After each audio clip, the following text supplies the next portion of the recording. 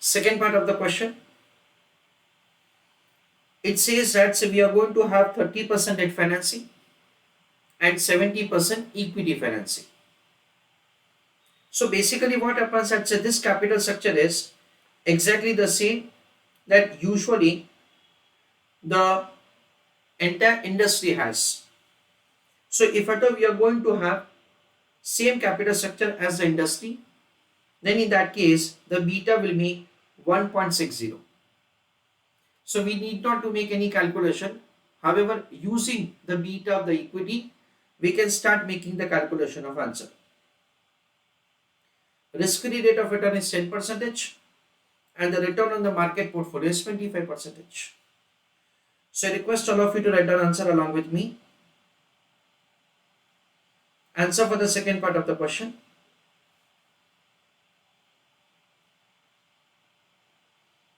Weight of debt financing is 0.30. Weight of equity is 0.70. In that write down,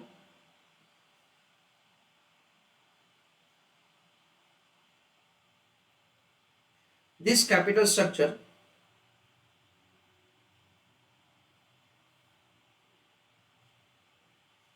is same as industry. Full stop. So beta of levered equity will be 1.6. Full stop. So directly we can start calculating the weighted average cost of capital. So heading right down, calculation of weighted average cost of capital. In that, cost of equity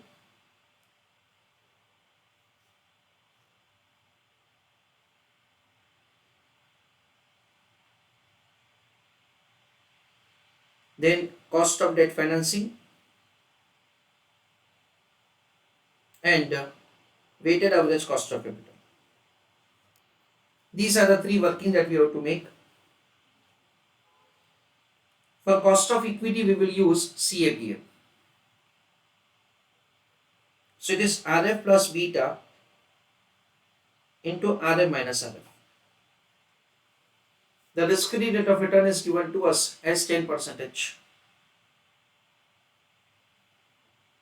Beta is 1.60. The return on the market portfolio is 25%. With that, say we compute the cost of equity. Next is the cost of debt financing.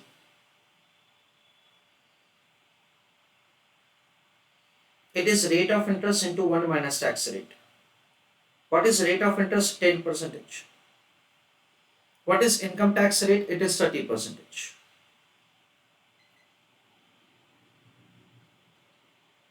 So 10% into 0.7, that comes to 7%.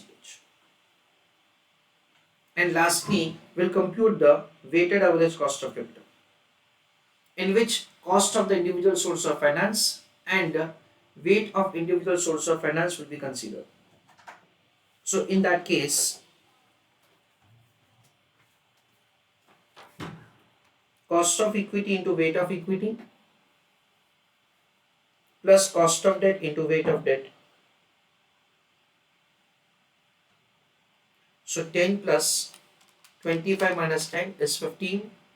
15 into 1.6, 24. 24 plus 10, that comes to 34.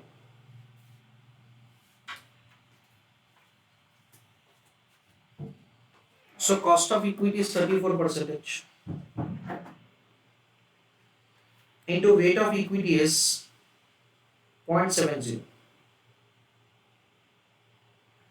Cost of debt financing is 7 and weight of debt financing is 0.3. 34 into 0.7 is 23.8. 7 into 0.3, 2.1. So the total of both of them is 25.9. This is the way weighted average or overall cost of capital can be calculated. Third, 40% debt and 60% equity. So if at all we are going to keep a capital structure which is different than the proxy firm, then in that case there are three steps in which we do answer. Step number 1 is calculation of the beta of unlevered equity, that is also given a name as beta of asset. We already have made the calculation of the same. It is 1.2308. Now taking into account the beta of unlevered equity, taking into account the debt financing that we are going to keep, will compute beta of levered equity. So answer for the third part of the question. In that, calculation of weighted average cost of capital for weight of debt financing 0.40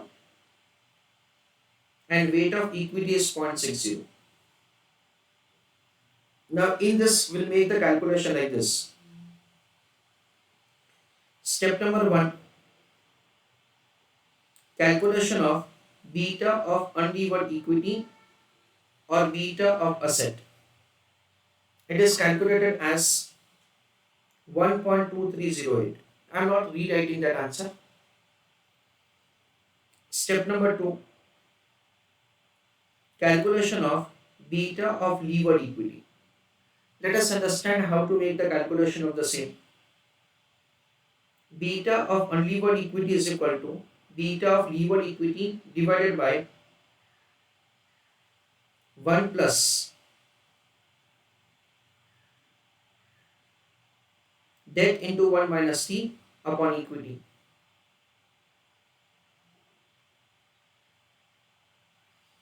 Now we can make the computation of the beta of levered equity. Beta of levered equity is equal to beta of unlevered equity into 1 plus debt into 1 minus t upon equity.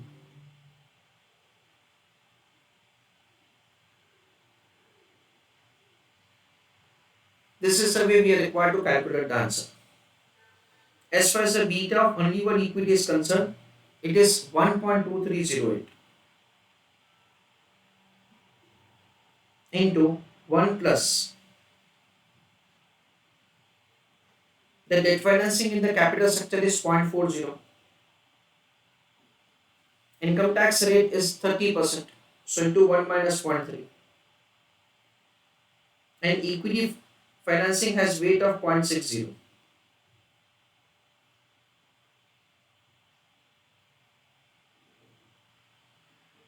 So 1.2308 into 1 plus 1 minus 0.3 is 0.7. 0.7 into 0.4, 0.28 divided by 0.6.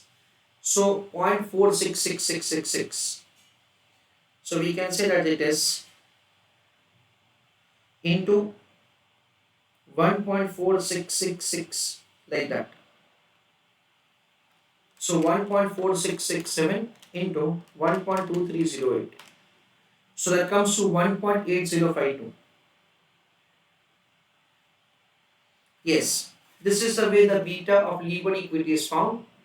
Again in step number 3, we'll make the calculation of the cost of equity. We already have made the calculation of the cost of debt, and then weighted average cost of capital will be calculated.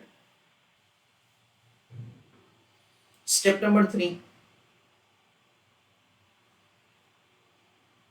calculation of weighted average cost of capital. In that, once again, cost of equity, cost of debt we already have found, so we need not to calculate that again.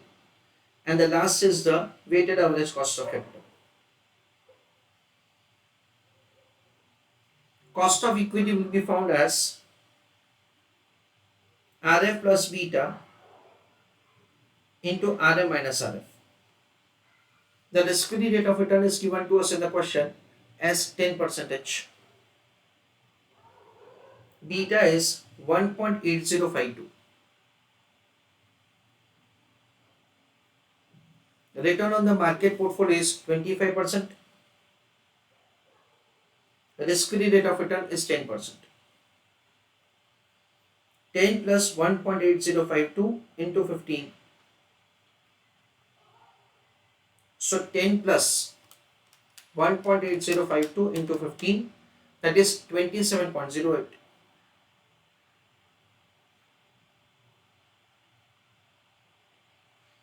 That comes to 37.08. That is the way the cost of equity is found. Next is the cost of debt financing, which we already have found. It is 10% into 1 minus tax rate. That comes to 7%. As far as the weighted average cost of capital is concerned, it is found as cost of equity into weight of equity plus cost of debt into weight of debt. That is the way it is calculated. What is cost of equity? It is 37.08. What is weight of equity? Weight of equity is 0.60.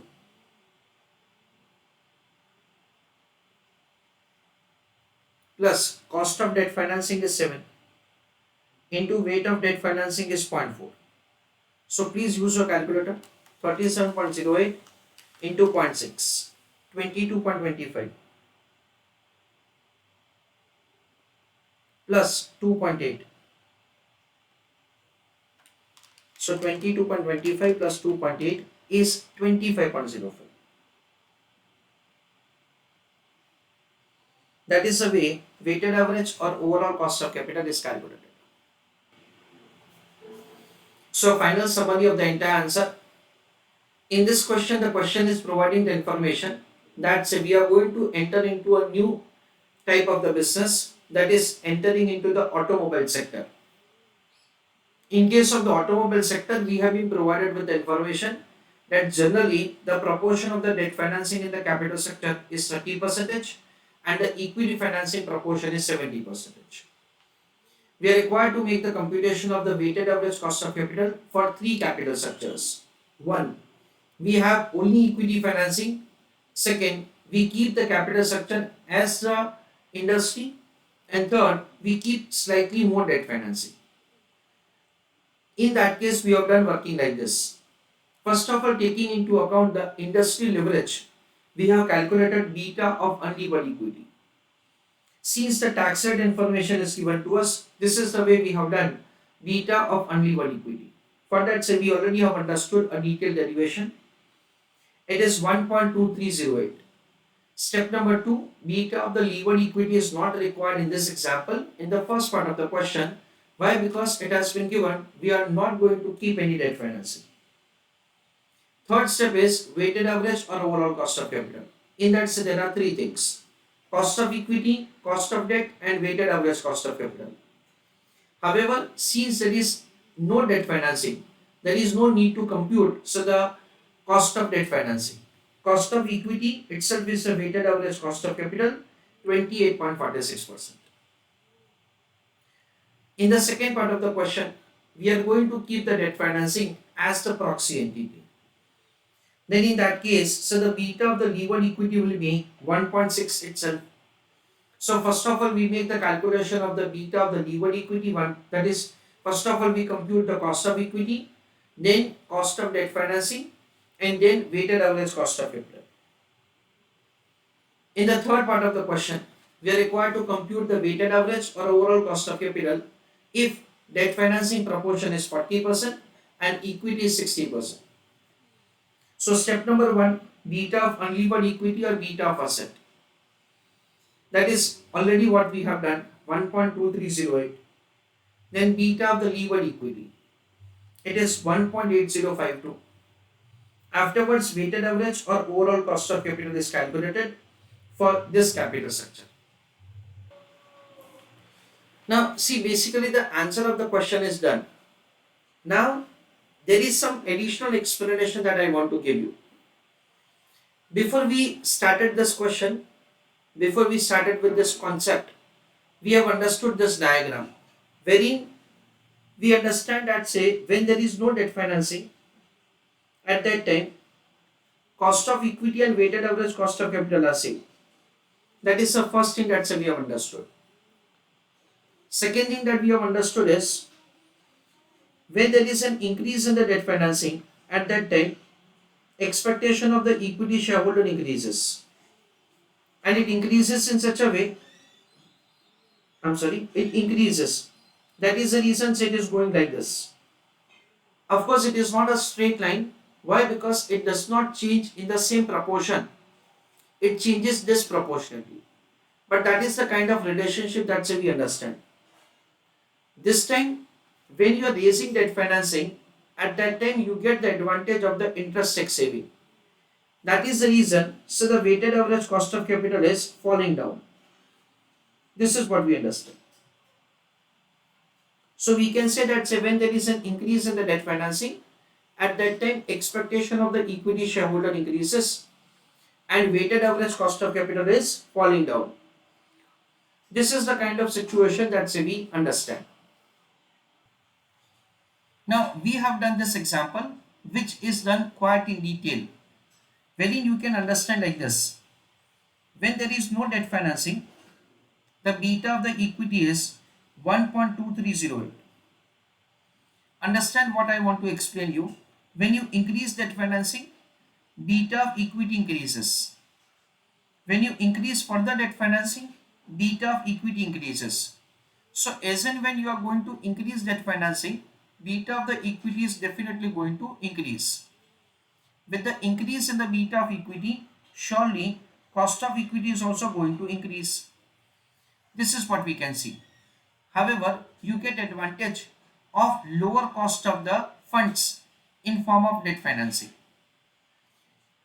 With the introduction of the debt financing, two things takes place. One, you get advantage of the lower cost of the funds.